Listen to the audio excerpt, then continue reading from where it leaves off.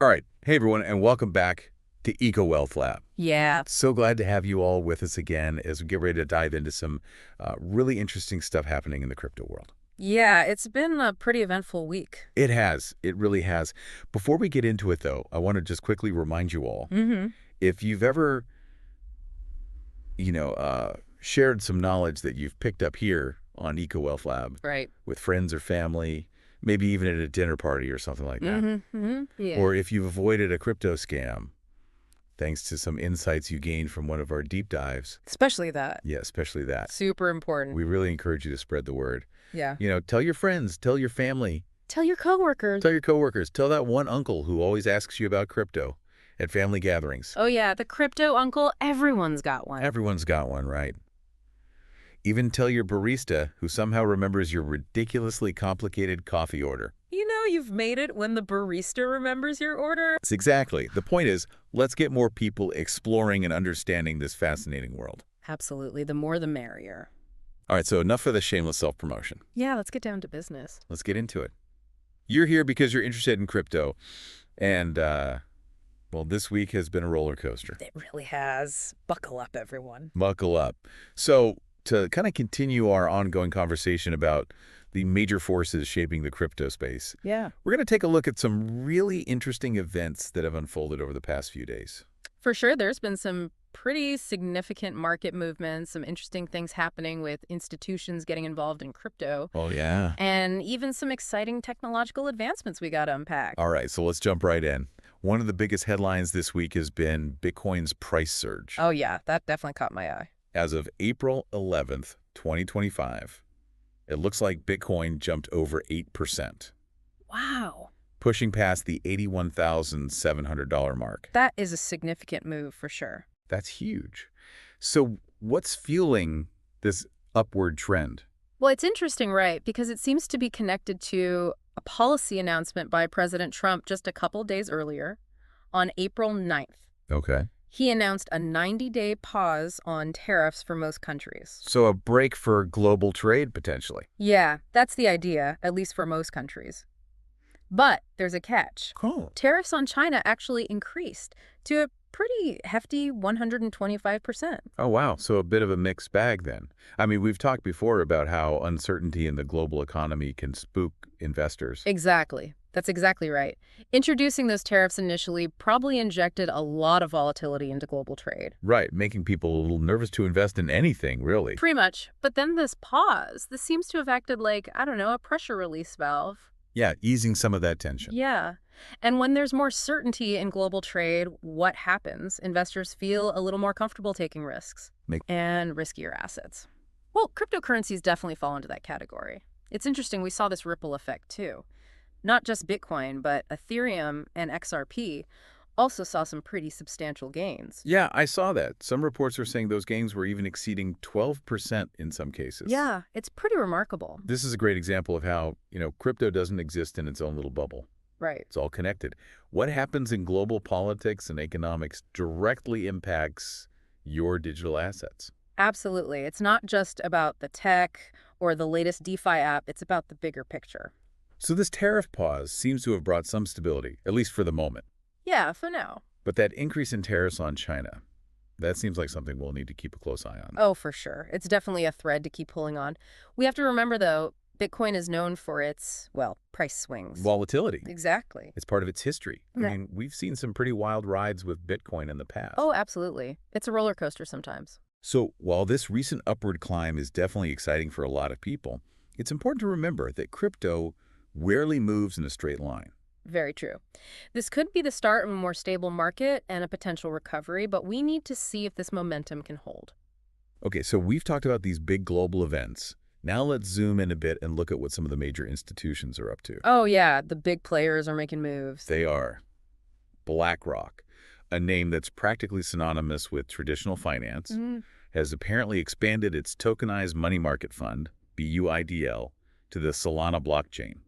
This happened back on March 25th, so not in the last 24 hours. Right. But it feels like a move with long-term implications. It definitely does. At the time, BUIDL had something like $1.7 billion in assets under management. Wow, that's a serious chunk of change. It is. And for those who might not be familiar with tokenized money market funds, it's essentially taking traditional assets, things like government bonds, Hmm. and making them available on the blockchain as digital Oh, tokens. interesting.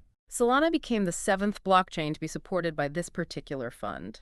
So if we're looking at the big picture here, this seems to indicate that some of these big financial players are getting more comfortable with blockchain technology. Yeah, especially when it comes to what we call tokenized real-world assets. It's a growing trend. Okay, so let's say someone out there is invested in Solana, or SOL as it's known on the exchanges. What does this actually mean for them? Is it just a flashy headline, or does it have real-world benefits?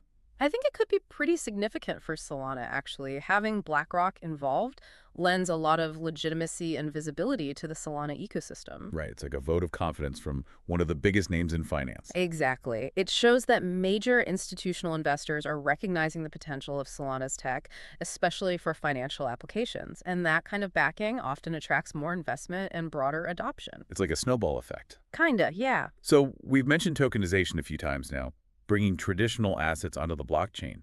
How does BlackRock's expansion into Solana fit into that trend? Well, BlackRock's BUIDL fund is a perfect example of tokenization in action.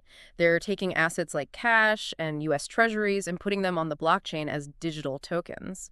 By expanding to Solana, they're basically creating more ways for these tokenized assets to be used within that ecosystem, Right. which could mean things like better liquidity, making it easier and faster to buy and sell these assets, and just overall boosting the credibility of Solana as a platform for tokenized real-world assets. So it's not just about the price of Solana going up, Yeah. it's about the underlying technology becoming more trustworthy and widely accepted. Exactly. All right, let's switch gears now and talk about NFTs, or non-fungible token. NFTs, always a hot topic. They are. They've definitely had their fair share of ups and downs, but there's news about Whale.io launching an NFT bridge on April 10th. So for those who might be new to the world of NFTs, can you explain what an NFT bridge is and why it matters? Sure. So this brings up the idea of interoperability, basically how different blockchain networks interact. Right now, NFTs usually stay on the blockchain where they were created. So they're kind of stuck there. In a way, yeah. Think of it like having a passport that's only good for one country. Ah, that makes sense. An NFT bridge is like creating a pathway, allowing these unique digital assets to move between different blockchain networks. Oh, interesting. So they can travel more freely. Exactly. And Whale.io's new platform is designed to make this process easier and more efficient. So imagine you own a really cool piece of digital art on one blockchain. But most of the people who might want to buy or trade it are active on a different blockchain. Right. This bridge acts like a passport and a secure transfer system, It's a great analogy. allowing you to take your NFT to where there's more activity. By making it easier to move NFTs across different chains, it can really boost liquidity in the NFT market. More accessibility means more potential buyers and sellers. Which could lead to, what, better prices for NFT holders. Potentially, yeah. It also just makes the whole process more efficient. So for someone who's invested in NFTs, this opens up a lot of new possibilities for trading, maybe even lending their NFTs out. Right, exactly. And their NFTs could be seen by a much wider audience. It's like connecting all these separate little NFT worlds. It is. It's another step towards a more interconnected digital asset environment. It aligns with what we're seeing in DeFi and the evolution of the NFT market in general. Breaking down the walls, so to speak. Precisely. It's all about fostering a more interconnected web of digital assets. Now, we had a couple of other things we wanted to touch on. One is the legal situation with Do Kwon and the collapse of the Terra Luna ecosystem. His U.S. court hearing was scheduled for April 10th. Have there been any updates on the outcome of that? Let me check my notes. It doesn't seem like there have been any official public reports on the outcome yet. Okay. Looks like the legal proceedings are still in progress. So anyone who is affected by the Terra Luna situation should definitely stay tuned for more news. Absolutely. It's important to stay informed through reliable sources as things develop. It's a reminder that alongside all the exciting progress in the crypto world, there are still these legal and regulatory issues that shape the space. For sure. And lastly, there was a mention of some important economic data, specifically the U.S. Consumer Price Index for March, which was released on April 10th.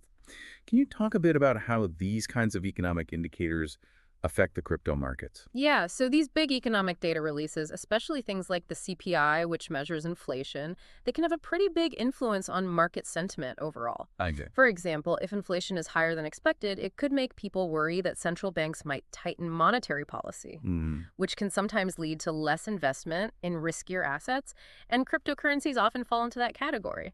So potentially bad news for crypto if inflation is high? Yeah, it could be. On the other hand, lower than expected inflation could be seen as a good sign.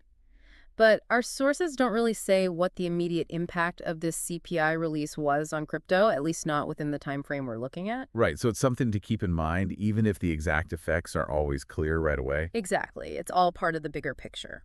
Okay, so let's quickly summarize the key takeaways from our deep dive today. Sure. We started by talking about Bitcoin's price surge, Right, that big jump. which seems to be tied to President Trump's decision to pause most of the tariffs he had put in place. This seems to have calmed the markets a bit and could signal a potential recovery for risk assets. Okay, what else? We then looked at BlackRock expanding their BUIDL fund onto the Solana blockchain. Yeah, BlackRock, the giant of traditional finance, dipping their toes further into the crypto waters. Exactly. It shows how institutions are getting more involved in crypto, and especially in the idea of tokenized real-world assets. And lastly, we talked about the launch of Whale.io's NFT Bridge, which is a pretty big deal for the NFT space. It is. Improving liquidity and creating new opportunities for NFT investors by making it easier to move NFTs between different blockchains. So there you have it, a quick but hopefully insightful overview of some of the most important things happening in the crypto world right now. Definitely a lot to unpack. It's clear that this space is constantly evolving and changing, driven by a complex mix of global events, institutional decisions, and technological advancements. It's never a dull moment in crypto, that's for sure. Never. And for our listeners, I think this highlights how important it is to look at the crypto market from different angles. A holistic perspective. Exactly. It's not just about the price of a single coin. It's about understanding the broader context, all these forces that are shaping the market. Having that awareness can really help you make more informed decisions. Absolutely. So as you continue to navigate this exciting and sometimes confusing world, remember these trends. Maybe do some more research on your own. Learn more about tokenized assets, or explore what easier NFT transfers could mean for digital art and collectibles. There's always more to discover. And with that, we want to thank you all for tuning in to Eco Wealth Lab. Thanks for joining us. Until next time, keep those minds curious and stay informed.